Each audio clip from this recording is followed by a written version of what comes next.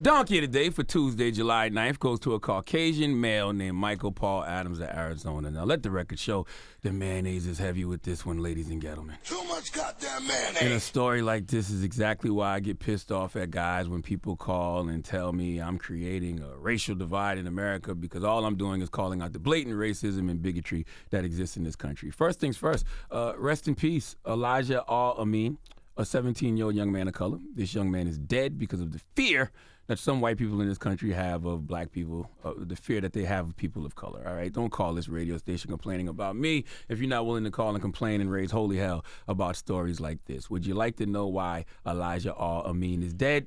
Let's go to KPHO CBS 5 for the report, please.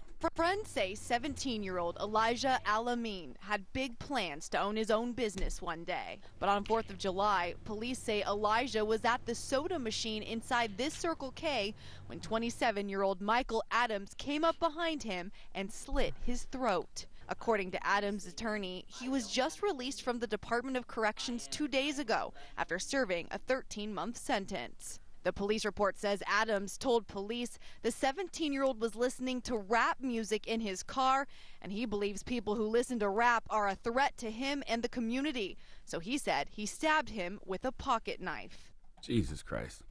Elijah Al-Amin violently stabbed to death because he was listening to his rap music too loud. His rap music made this white devil feel unsafe. If you're mad about me calling this man a white devil, you're probably a white devil too. Now, clearly, there's some type of mental illness happening in Michael Paul Adams. It's clear. I say it a million times a day. Hurt people hurt people. People are dealing with all kinds of trauma and hurt they need healing from, and they go around redistributing that pain. But this guy, Michael Paul Adams, is dealing with something in his brain that's even more sinister. I don't know what the diagnosis would be because I'm not a psychiatrist, but I do know that some studies have said violence is not a symptom of psychotic illnesses such as schizophrenia, but there's a slightly increased possibility that someone with a psychotic mental illness may be violent if they have a previous history of violence, misuse alcohol or drugs, or they are not receiving effective treatment. And according to Michael Paul Adams' lawyer, he was not receiving effective treatment. Let's hear it.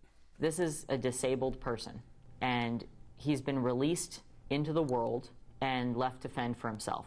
And 2 days later, this is where we are. His attorney says the Department of Corrections failed Elijah and that Adams was put back on the streets with no resources or psychiatric help, even though he had a past of severe mental illness and violent crimes. She wants policy to change so no other teen has their life senselessly cut short. Now, the Department of Corrections tells us once they released Adams from the center in Yuma and transported him here to Maricopa County, they did provide contact services for him, but they no longer had legal authority over him. They also tell us he was not designated as seriously mentally ill. Now, look, I know y'all out there screaming nonsense. They're just trying to use the he's crazy excuse to get him off. But symptoms of psychotic illnesses may include frightening hallucinations and delusions, as well as paranoia. This means there's a small chance someone who's experiencing these symptoms may become violent when they are frightened and misinterpret what is happening around them. Michael Paul Adams was clearly misinterpreting what was happening around him, just like the YouTube exec, the white man named Christopher Cooker, who called the police on a black man waiting for his friend in the California apartment building lobby, was misinterpreting what was happening around him. Just like Jennifer Schultz, a.k.a. Barbecue Becky, was misinterpreting what was going on around her when she called the police on a bunch of black people having a cookout in the park. Just like George Zimmerman was misinterpreting what was going on around him when he called 911 and eventually fatally shot Trayvon Martin because Trayvon was minding his business, going to get some Skittles and an iced tea. Whenever a black man, a black person is involved, it always seems like it's a white person misinterpreting what's going on around them. And a lot of times, like in the case of Michael Paul Adams, it leads to some type of violence. And the white person who initially said they were threatened ends up being the actual threat.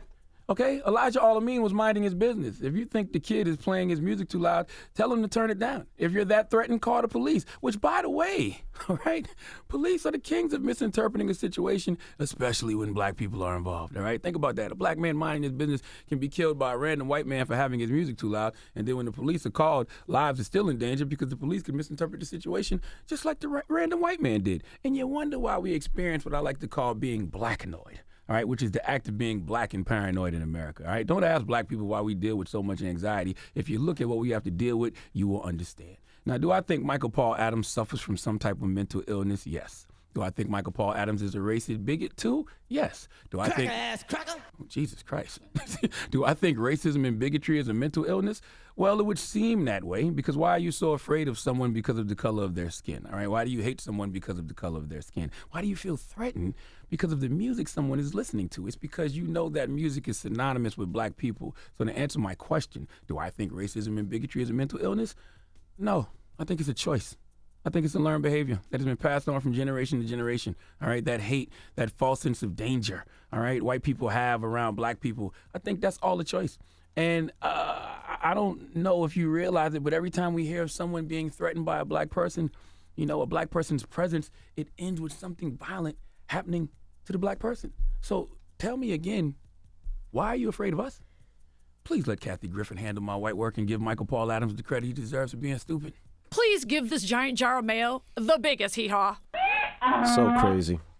Yep, and it'll be some white people calling up to the radio station today complaining about the use of cracker ass cracker and white devil, but not complaining about Michael Paul Adams actually killing this young man for no damn reason at all.